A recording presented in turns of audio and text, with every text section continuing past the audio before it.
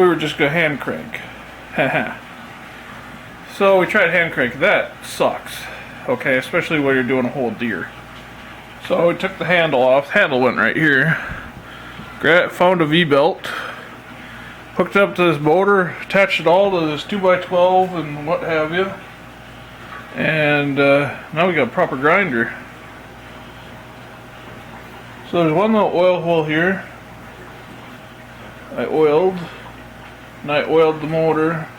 I squirted a little more olive oil inside here too. Doesn't hurt anything.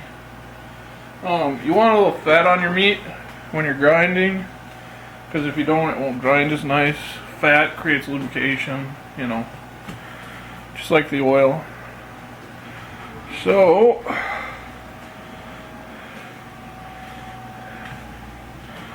see if we can't start grinding some meat.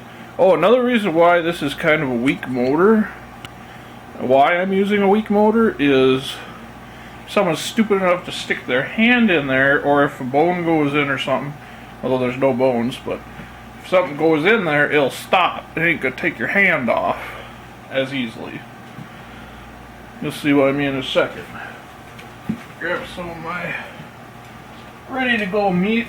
One problem with it being a little underpowered is you have to cut your meat a little bit, you know, into strips a little smaller, but it'll still take a fairly big chunk. Here's my smallest container of meat.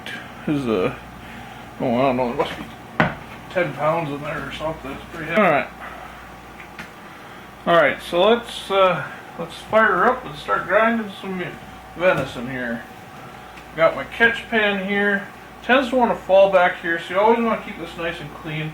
I always put a little oil on here. You know, just use a little bit of olive oil even, just to help keep it clean.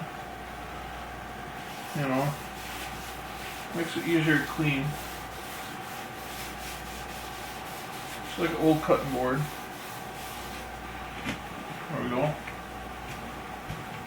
That way the meat won't stick to it. I plugged this in to a power strip here within easy reach, so I can just flip the switch and shut it off.